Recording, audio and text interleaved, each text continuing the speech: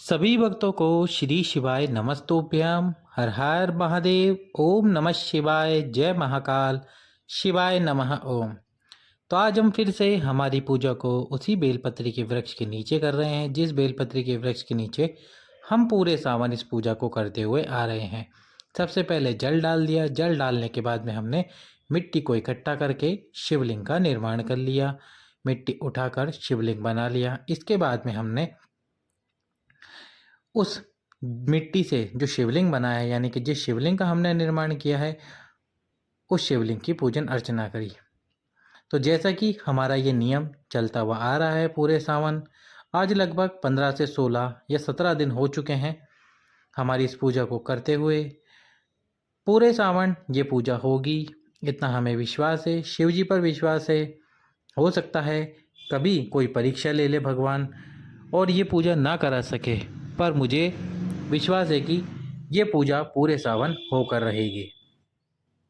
तो पूजा आपको जैसे कि मैंने पहले भी बताया है उसी प्रकार से करनी है, या तो बेलपत्री के वृक्ष के नीचे या फिर अपने ही घर में गमले में। हमने अब आपको इस पूजा को दोनों जगह पे करके दिखा दिया है, बेलपत्री के वृक्ष के नीचे भी और गमले के अंदर भी, कि किस प्रकार से आपको इस पूजा को करना है। यदि आप मेरी आवाज़ पहली बार सुन रहे हो तो वीडियो को लाइक करके चैनल को सब्सक्राइब कर दो। वीडियो को अधिक से अधिक लोगों के पास में शेयर कर दो, ताकि सभी लोग सावन समाप्ति से पहले पहले इस पूजा को देख सके। और यदि आप ये वीडियो शेयर करते हैं तो उसका पुण्य फल आपको भी प्राप्त होगा, क्योंकि यदि कोई शिव भक्त इस पूजा को करता है सावन के एक दिन भी, तो उसकी मनवांछित मनोकामना पूर्ण अवश्य ही होती है।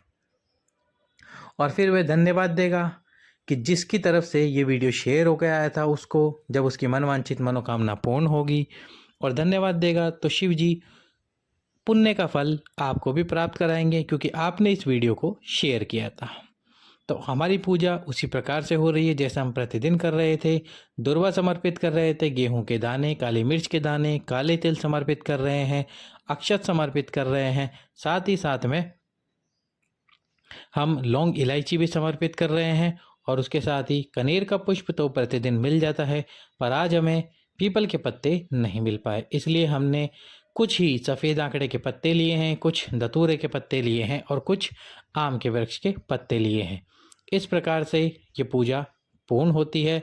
जब आप सभी वस्तुएं समर्पित कर दें तो इस पूजा को करें। आप देख सकते हैं ये आम के पत्ते, और इस पूजा को पूर्ण करने के बाद में अगले दिन फिर से इस पूजा को करें।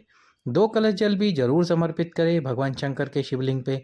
यदि आप दोनों पूजा नहीं कर सकते तो केवल एक ही पूजा कर सकते हो, केवल एक ही पूजा को संपन्न कर सकते हो। जरूरी नहीं है कि आपको दोनों पूजा ही करनी है, केवल एक पूजा करके भी आप इस पूजा का फल प्राप्त कर सकते हो। यदि आपके पास में समय की कमी है तो आप इस पूजा को एक शिवलिंग बनाकर ही ये पूजा कर सकते हो।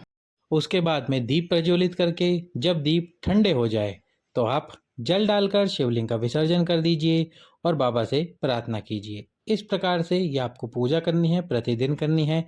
सावन के बचे हुए दिन कर लीजिए, कोई से भी 5 दिन लगातार भी आप इस पूजा को कर सकते हैं यदि आपके पास में समय की कमी है। तो इस प्रकार से इस पूजा को कीजिए, अधिक से अधिक आपको फल प्राप्त होगा इस पूजा का। 5 कंकर और एक पार्थिव शिवलिंग वाली ये पूजा, यदि 5 कंकर की पूजा भी ना कर पाए तो एक पार्थिव शिवलिंग का निर्माण प्रतिदिन अवश्य ही कीजिए, अपने घर में या फिर गमले में या फिर किसी भी वृक्ष के नीचे कर कर उसकी पूजन अर्चना कीजिए। जल डालकर विसर्जन कर दीजिए पूजा पूर्ण होने के बाद में। यदि आपके पास में वस्तुएं अधिक समर्पित करने के लिए ना हो तो केवल मिट्टी उठाकर जल डालकर बाबा का विसर्जन भी कर दीजिए, बाबा उससे भी प्रसन्न हो जाते हैं। सभी भक्तों को श्री शिवाय नमस्तुभ्यम।